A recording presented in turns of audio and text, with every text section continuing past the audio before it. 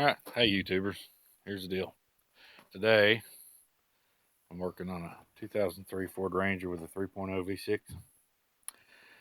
The heater core to intake hose busted. Well, actually it's a T-fitting on it. You can see. It busted. That's the way it goes. But it's just a T-fitting. Anyway, you can buy the T for like $6 at the parts store. Or you can get the whole preformed hose deal with the T for about $40. Depends on whatever you want to do. You can tell. There's the new one. Comes into the T, and the T runs over here to a tube. That one there, which actually runs up here to the intake. So, nothing to it. Got some hose clamps. They were like $5-6 for a pack of them. It's just a 5/8 heater hose. I believe that's 1/4 inch. As you can tell, the T dry rotted. Great.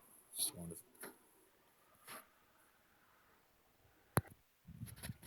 Now, I'm using a 8mm socket and ratchet on those hose clamps, so it makes it easier. It's easier to use than a screwdriver. You can use a screwdriver. I don't recommend using the original hose clamps because once you squeeze them things, sometimes they get weak. They tend to leak. After you've used them once, you might as well just put some real good clamps on it. Yep, that's about it. Anyway, so topped it off with antifreeze.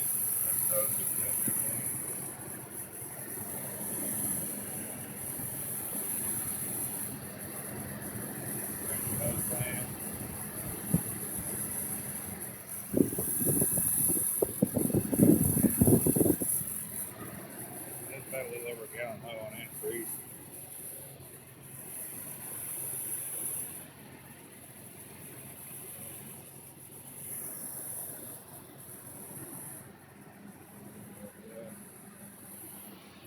Yeah, click like, subscribe.